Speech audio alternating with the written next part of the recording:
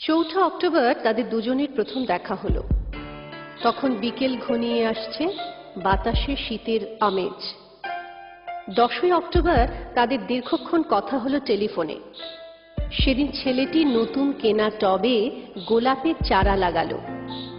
30শে October রেস্টুরেন্টের নিরালা কেবিনে ছেলেটি বলল, তোমাকে আমি ভালোবাসি। মেয়েটি লজ্জায় মাথা নিচু করে টেবিলে আঁকিবুকি কাটল।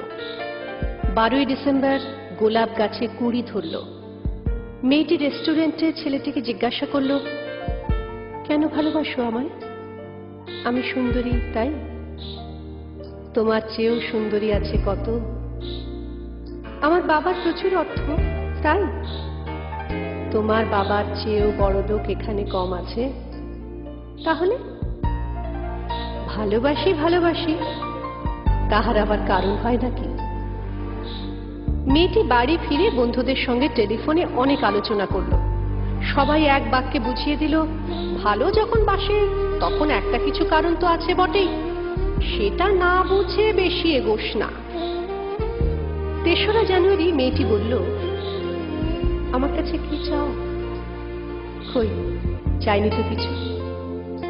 ভালোবাসো অথচ চাও না, তাহলে? না চাহিলে যারে পাওয়া যায়। এ তো গান, শুধুই গান, তাছাড়া কি? কিছুই যদি না চাও তবে ভালোবাসো কেন?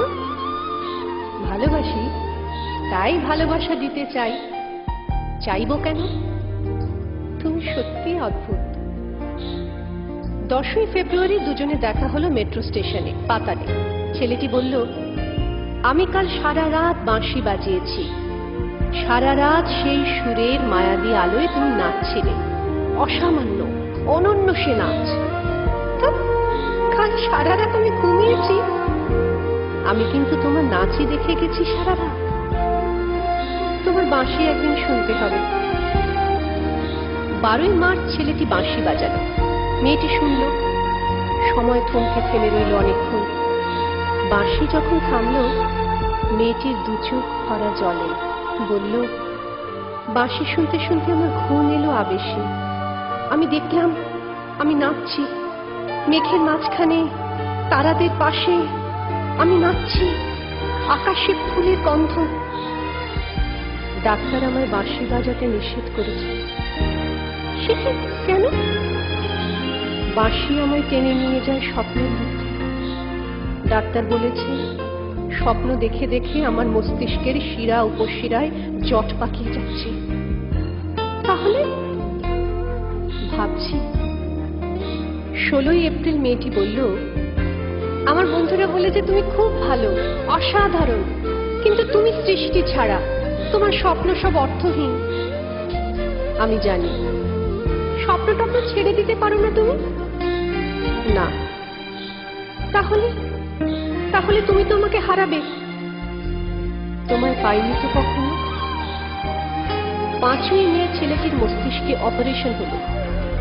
একটু সুস্থ হতে মেয়েটি এসে বলল, ভালো আছো তো? এখন আর স্বপ্ন দেখছো না তো? দেখছি, আরো সুন্দর সব স্বপ্ন। তাহলে তো দেখছি অপারেশনটা আদৌ সফল হয়নি। বাড়ি ফিরে বন্ধুদের ফোন করলো মেয়েটি। বন্ধুরা এক বাক্যে বলল, বাঁশি বাজানো, স্বপ্ন দেখা সবই ব্যাকডেটেড, সৃষ্টি ছাড়া। তুই আর লোক পেলি না? তুই এত রূপসী, তোর এত উজ্জ্বল প্রসপেক্ট। ভালো যদি চাস তাহলে শিগগির বিয়ে করে ফেল তোর দাদার সেই বন্ধুকে। উনি তো শুনলাম কানাডাতে সেটেল করবেন। 7ই জুলাই মেয়েটি আবার জিজ্ঞাসা করল, তুমি সত্যি কি চাও বলো তো? তুমি আরো সার্থক, আরো সুন্দর হয়ে ওঠো, ব্যাস, আর কিছু না? আর আর চাই স্বপ্ন দেখতে। ও স্বপ্ন তাহলে তুমি ছাড়তে পারবে না? না। তাহলে থাকো তুমি তোমার স্বপ্ন নিয়ে। 12ই অগস্ট গোলাপ গাছে ফুল ফুটলো অনেক। সেদিন দুপুরে ছেলেটির মস্তিষ্কে আবার অপারেশন হলো। 13ই সেপ্টেম্বর ছেলেটি মারা গেল। 14ই সেপ্টেম্বর মেয়েটির শুভ বিবাহ সুসম্পন্ন হল কানাডাগামী পাত্রের সঙ্গে। 20শে সেপ্টেম্বর গোলাপ গাছটি হঠাৎ ঝড়ে উপড়ে গেল। সেদিন সন্ধ্যের বিমানে মেয়েটি হানিমুনে গেল। যাবার আগে বন্ধুদের বলে গেল, স্বপ্নের চেয়ে বাস্তব অনেক ভালো রে, অনেক মধুর।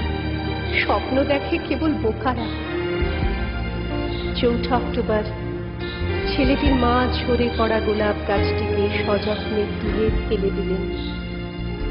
শূন্য টবে তখন কয়েকটা পোকা, কয়েকটা মাছি। আমি ঠিক জানি না ওগুলো পোকা, মাছি নাকি ছেলেটির স্বপ্ন। আমি ঠিক জানি না, ঠিক জানি না।